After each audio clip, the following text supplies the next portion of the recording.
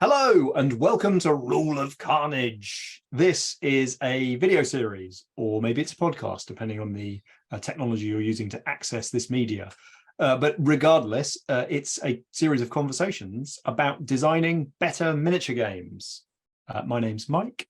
I have designed some miniature games, including Gaslands, A Billion Suns, and the recently kickstarted Hobgoblin. This is Glenn. He has also written many miniature games, some of which will soon be reaching the light of day, and I'm very excited to talk more about that on future episodes. In the world of designing my own miniature games, there is a topic which interests me greatly because it is a place where games that I write quite often break horribly. And given that this is a podcast about designing better miniature games, I really want to zoom in on this one. When I'm writing a game, I have sort of roughly two phases of the game's design, and then I have to bounce between these two. So first is, how can I make a fun toy, like an engine, a series of buttons and switches and knobs and twiddly bits that are just fun to interact with, so that as you put models on the table and then you zoom them around and they attack each other, is that fun? And once that's fun, once the toy is fun, then you have to figure out what the victory conditions are. And you come up with a scenario, and then you probably come up with 5 more so that you can roll a d6 or something and pick a scenario. And inevitably, one or two of those scenarios is completely garbage and goes so far as to undermine everything that you've just done with building the wonderful toy in the first part. And so then you have to go back and you have to figure out what you've done to break your game. And so I guess what I wanted to talk about is some examples maybe from, the sort of backwards and forwards that we've worked on together of places where a bad scenario can completely kill a good game. So I'll tell you the most pressing example is there's a table of scenarios in Hobgoblin. I can't remember how many there are right now because it's a 2d6 table and it's not evenly spread out. It's probably 7 maybe. But anyway, one of those has always been, in various ways of its being written, a sort of attack defense one where somebody has to zoom into the end zone and end the game in the opposing player's deployment zone. This is quite a classic scenario. Sometimes you have to leave the board edge. Sometimes you have to sort of end the game in there. Sometimes it's like a rush in, and whilst you're squatting there, you earn points. The sort of scenario. But Glenn, do you want to just sort of point out the problems that you found with that, and then we can generalize from there? Well, I mean, so to try and voice it specifically, it's that in that specific scenario, it's that if I get points for being in your deployment zone, I have no reason to engage you in combat whatsoever. Ideally, what I want to do is hide behind a bush until the last half of the last turn and fly or teleport or use an ambush ability or something, pop up into your deployment zone and go, you've got 1 round of combat to wipe out my entire army. You're not going to achieve it. We haven't played a game, essentially, and I have won. I'm saying it in general terms, and I think this is one of for me, the 2 big places that scenarios fall down, and this is one we'll probably spend a while talking about. It's disengage to win is the phrase that I sort of used for it. So we were playing a scenario, and one of the there's that coin of disengage to win, which is somebody has a victory condition which they can achieve by just running over somewhere and standing there at the last second. We experienced something the other weekend. We were playing a game where one side, it was an asymmetrical narrative game. One side had the sort of the victory points set and static so that if nothing changed, they would win. And the other side had to come in and change the thing. And so one side was fully just rewarded for just spending the whole game walking off the table. The smart thing to do was just to walk straight off the table, to just walk off and go, okay, there we go. And funnily enough, because I was playing with Mike on my team, the point where it was just move 2 inches off the table and we win by a significant margin didn't happen, because, and this is a significant point here, is that if you create a disengage to win element in the scenario, you're forcing people to pick between like playing to win or trying to make their own fun. Right, like in this case, like the engine of fun, the thing with the dials and the switches and the levers, I wanted to keep pulling those levers for as long as possible, to the point where in the final turn, I had the option of either doing a boring single walk and then removing my model, or and getting 3 victory points, or having one final go at throwing a potion and turning a character into a fishman. And I hadn't managed to do the potion fishman thing all game. So I was like, do you know what? I will just disengage from the victory conditions and I will engage instead with the fun knobs. And that's just because I chose to lose, I had slightly more fun with the engine. And so, you know, it had those things been better meshed, where, you know, the thing where the thing with the knobs where you're throwing fishmen and, you know, shooting giant nuclear rockets and whatnot was also the way that you win, should be the way that the scenario is written. But it's easy to say out loud, and it's incredibly pernicious when you actually go about writing these scenarios.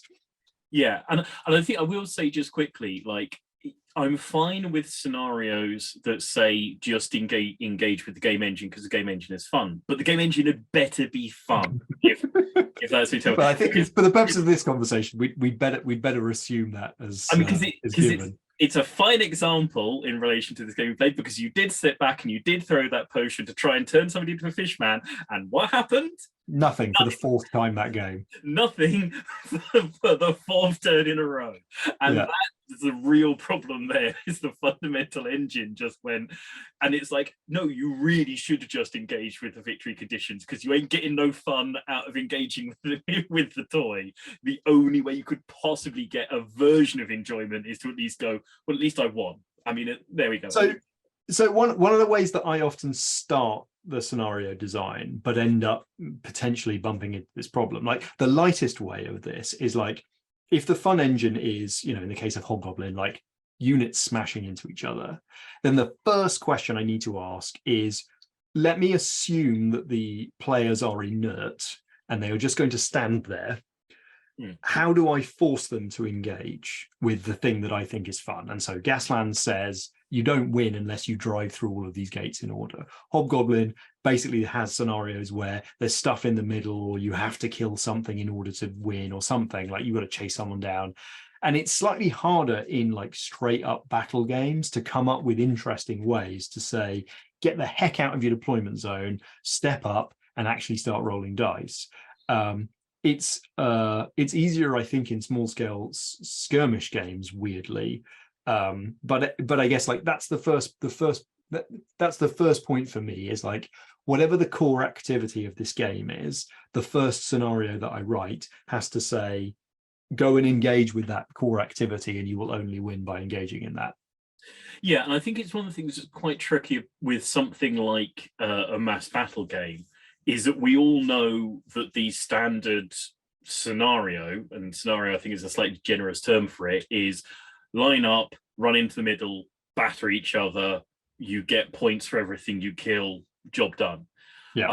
And like that's what we'll see in 90% of sort of mass battle games. And as we've sort of commented before on the channel, if a mass battle game has 6 scenarios and one of them is that, 90% of the games that get played of that game will be that scenario.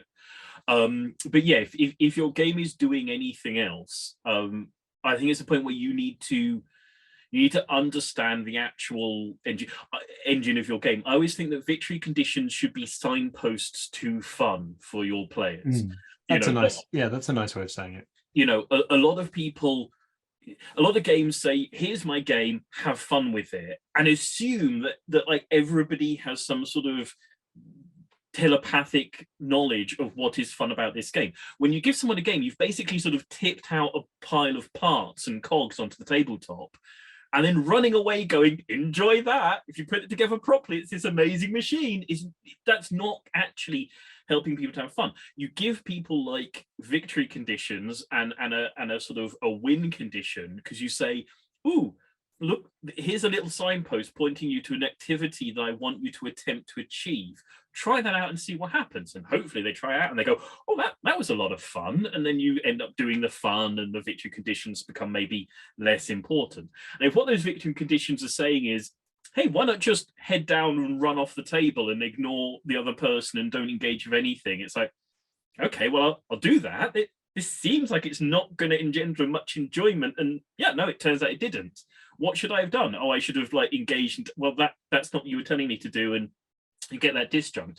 It's like so like one place where the running off, because one game in which the running off scenario is actually really, really enjoyable and it's quite well executed, is in Adeptus Titanicus, where broadly speaking, you've got big slow robots and you've got little fast robots, and there's like a primary and secondary objective situation where you end up tending to have two missions.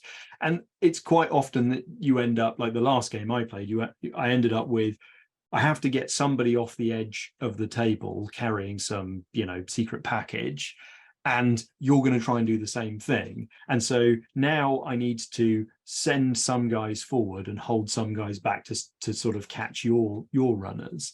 And instantly it just created this nice tension where it's like, well, I've got fast guys and slow guys, so clearly the slow guys are going to protect the end zone and stumble forward a bit in the run. And then you've got this exciting, tension where the game is sort of set into motion, and you both have you're both sort of forced, strongly encouraged to rush around and try and do things, but you're also like, the game itself provides the sort of fun engine where some things are slow and lumbering and some things are really fast, so you better use the right tool for the job. And the fact that the missions exist like that means you have to have several tools in your toolbox. You can't just have the lumbering people, or you'll always lose the end zone running mission. But so you can implement these things well. Yeah.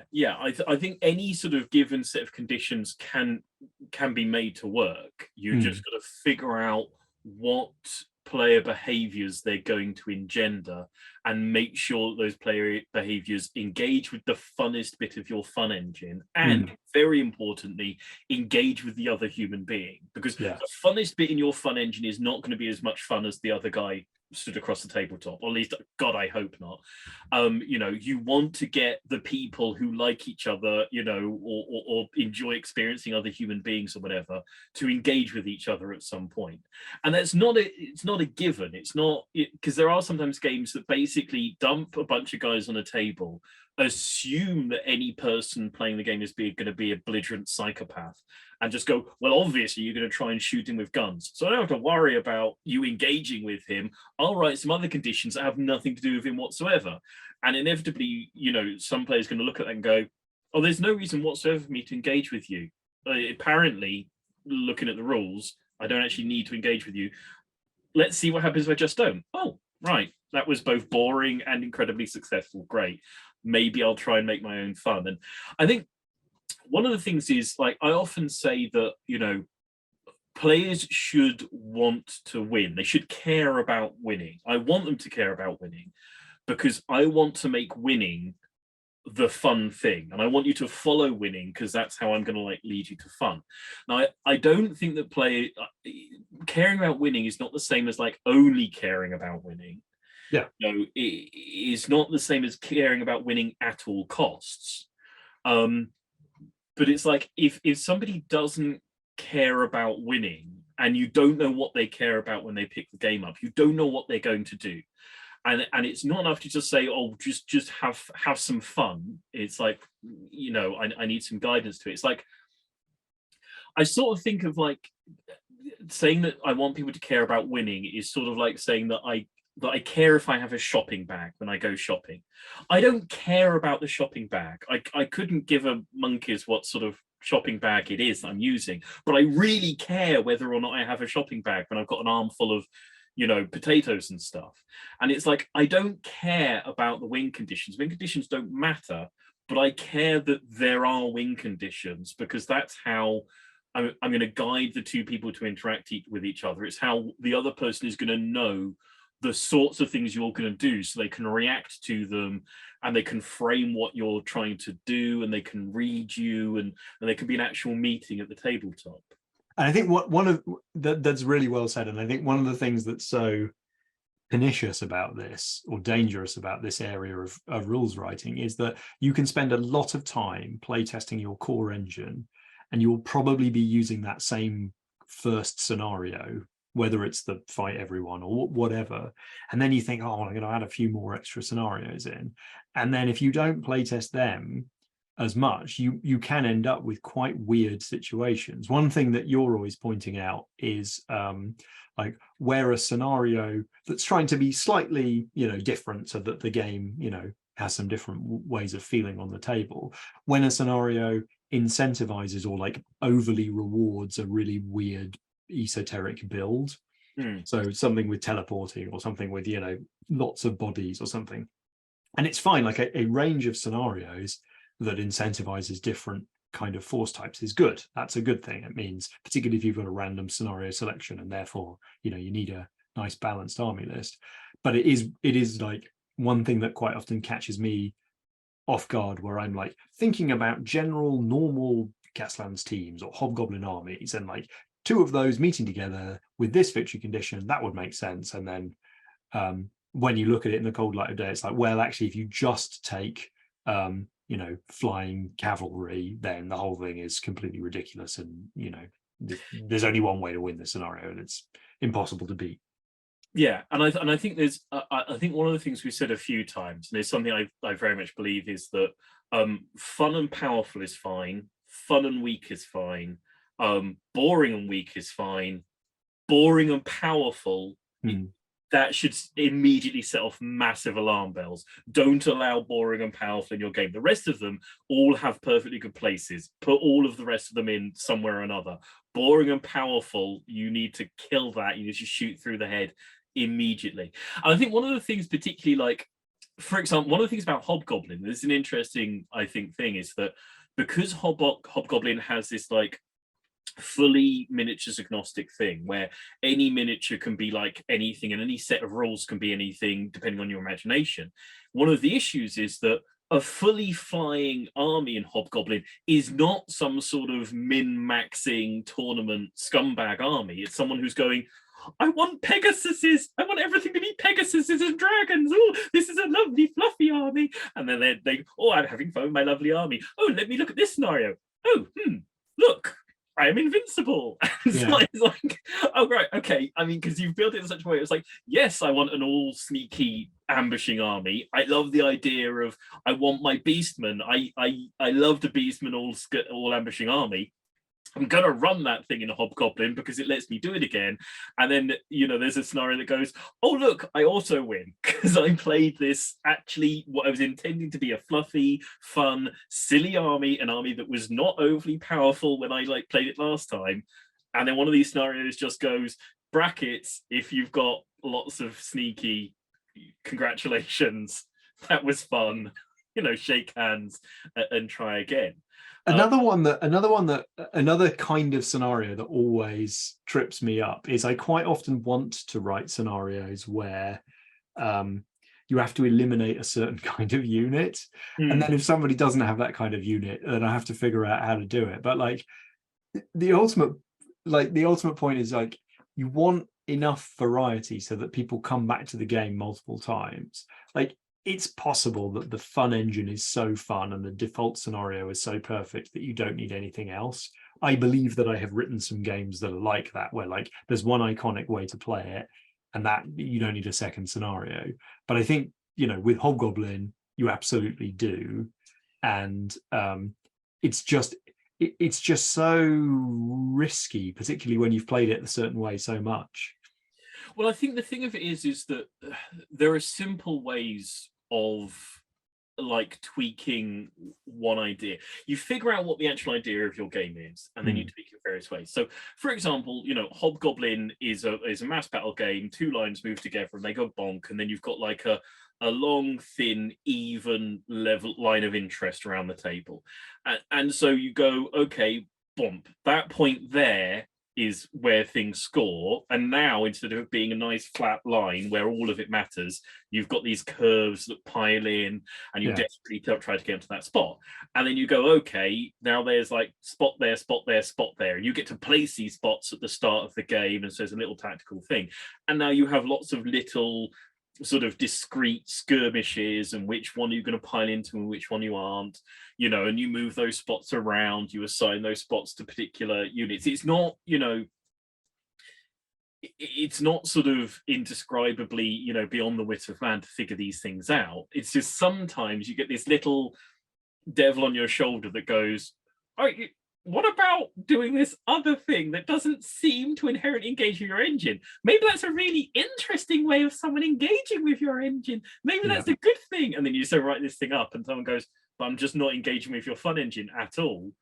Why did you do that? It's like, because I wanted to like step out of my box. It's like, you built. And I think you know, you mentioned us playing a narrative scenario recently. I think that's another place where there's particular sort of pitfalls there, which is if you are, rather than just you doing a kind of generic set of victory conditions that will work for many types of forces, if you're going to try and create a scenario that tells a story, then it's quite easy to fall into the trap of like, well, the world that I'm trying to create, the narrative I'm trying to create for this is this, and therefore I will just write the scenario as if that's going to happen.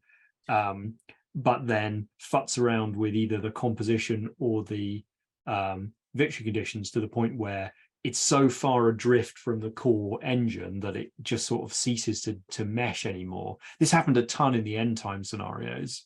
Yeah, and I think this is one of the things generally about narrative scenarios, and this is the one other sort of big thing I'll say quite quickly, is that individuality and narrative and things like that are deviations from a norm.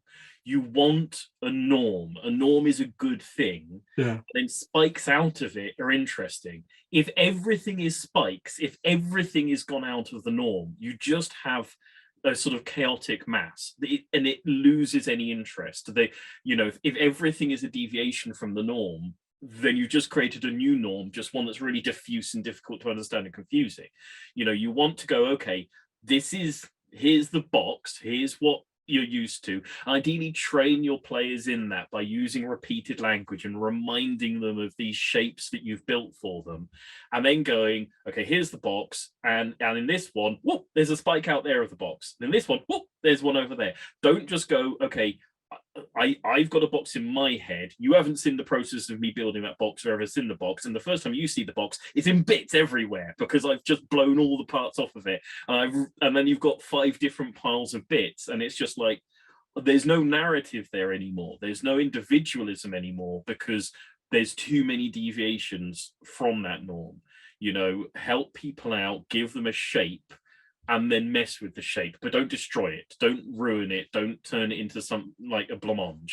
I mean, so this feels like a nice segue into the sort of second part of this conversation about complexity, because like one of the things I love about Malifaux is that there is no default game. There's no scenario 0 where we just play a game of Malifaux the normal way. Like what we do is we smash out, at least 3 fairly esoteric objectives, and then we scratch our heads trying to figure out how to like solve this quadratic equation using our action points. And so I think most games sort of are written and are presented to us with a default game in mind. And then I think the question is, how much are you going to signpost that, and how much are you going to sort of signpost, well, there is no default way to play. But I think then complexity becomes the other point of discussion, which is in your quest to create a very unique feeling tabletop experience, it is quite I myself have fallen into the trap of creating quite a lot of rules. That you've got your fun engine, and I'm now very used to playing with that fun engine because I'm the games designer. I've played this game in playtesting, 30, 50 times now. And then I start adding more and more additional rules into the scenario, so that every time I come to the game, and this is one of the problems with A Billion Suns, is that I have to ingest these, maybe they're quite short, but they're very dense pieces of information about how each of these scenarios is going to play, each of these missions is going to play. And then I have to sort of bake that into my tactical thinking. There was a point in Age of Sigmar's life cycle where these things would spring up every turn. And so at the start of every turn, you'd get a new mission and you'd have to sort of reassess the battlefield, re-ingest the rules. Was it 6 inches? Was it completely within 6 inches? Which objective was it? Do each of them score evenly?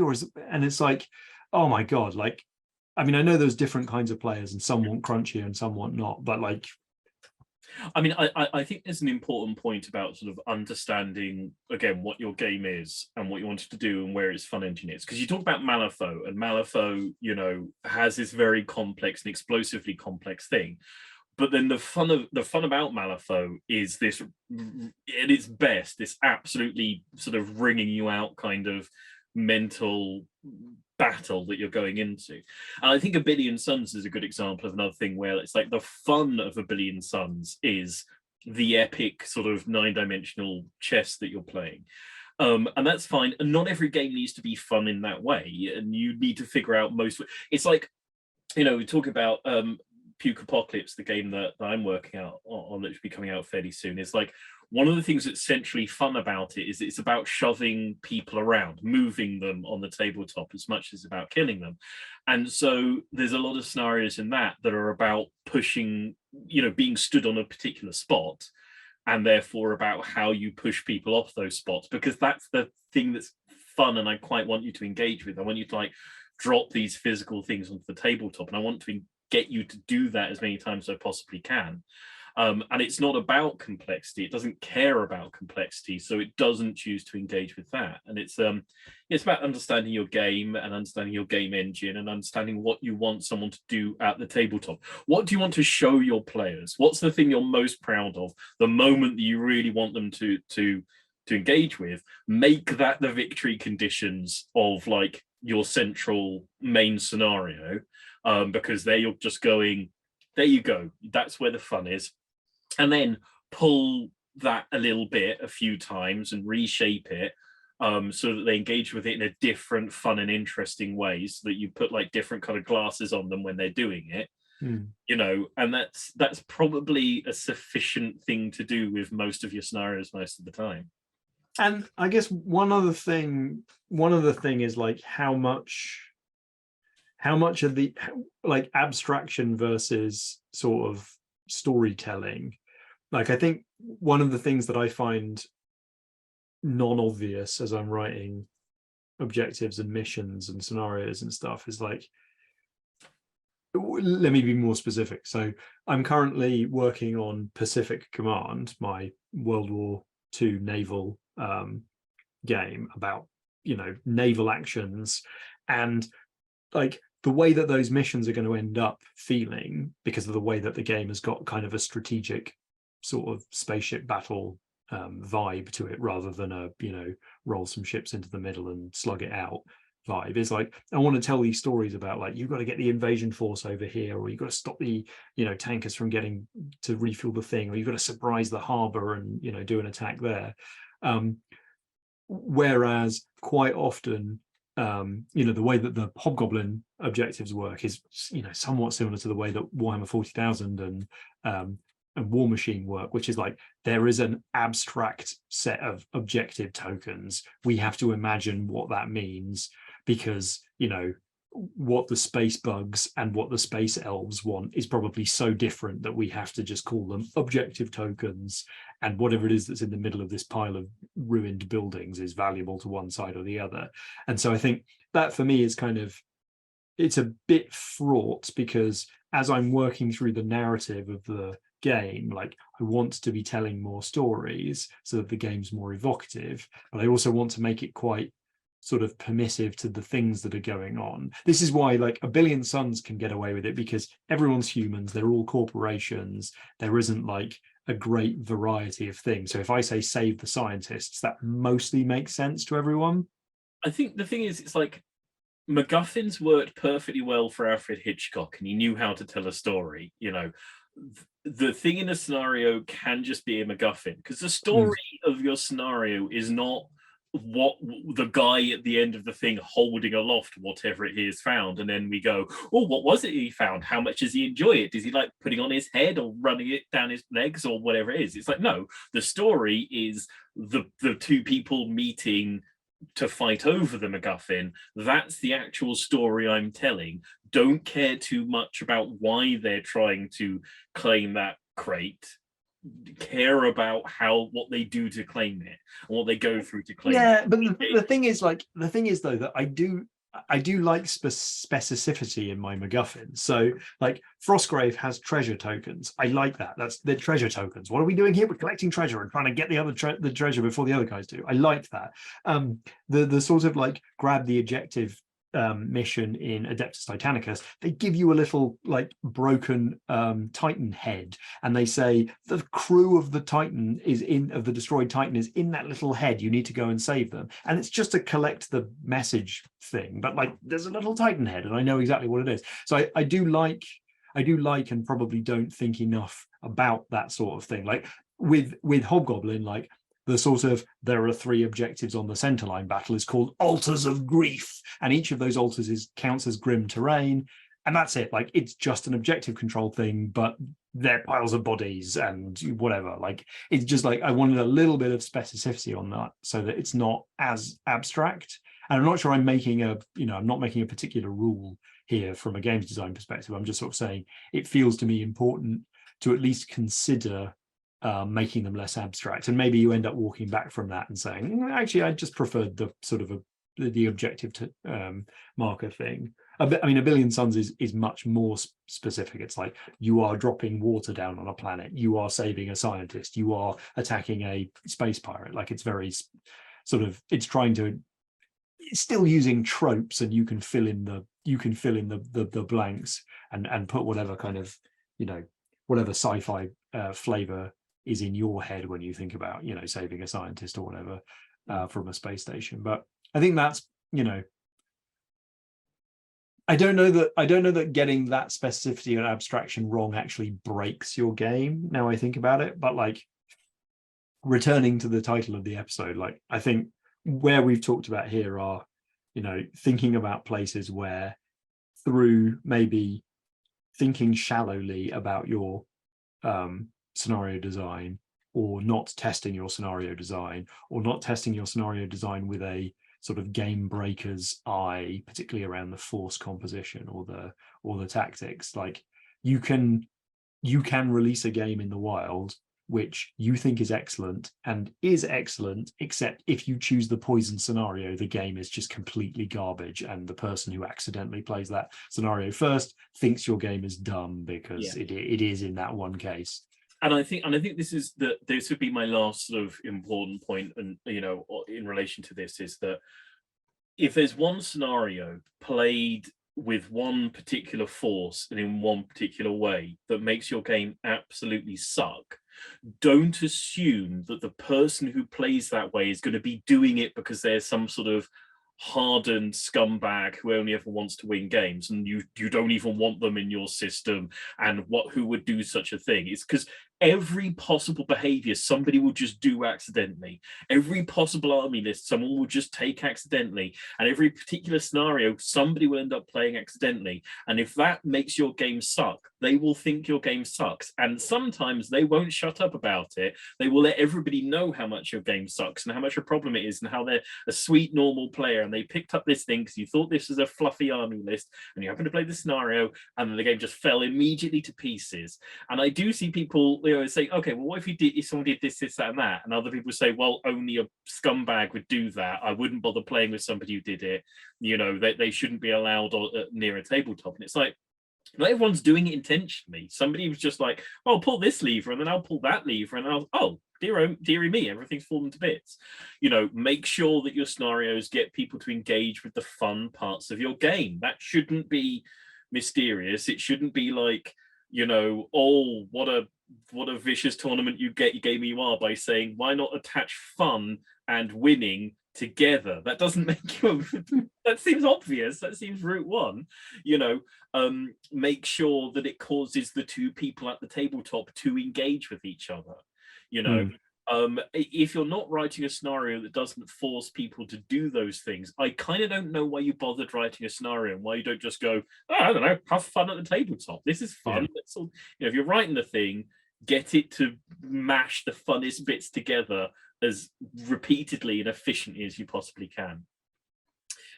Okay, I think we'll sign off on this conversation. If there is a scenario that you particularly love, that's well out of the ordinary and really shows off the elements of a particular game that you really enjoy, every time you play that scenario, it's like the finest version of that game. Tell us the scenario and tell us the game. And if you found a scenario that just makes with a game you love, a game you really enjoy, a game that you think is brilliant, and you play that even more spicy, like if you yourself have been designing a game and accidentally built one of these scenarios. Yes, tell us about those scenarios that, you know, the when bad scenarios ruin good games. Tell me if tell us if you've had that experience. Whilst you're down there telling us about these things in the comments section, punch on the like and subscribe buttons. It'll only take a second. Our algorithm overlords must be sated. And then swing by the Rule of Carnage Discord and tell us about, you know, the pitfalls of bad scenarios, a weird, awful thing you wrote that you thought was a good idea, and warn people off of doing it in their own games. People will thank you and probably tell you their own horror stories. But for now, I think it's going to be a thank you and goodbye from this episode of Rule of Carnage. So thank you and goodbye. Bye-bye. Bye-bye.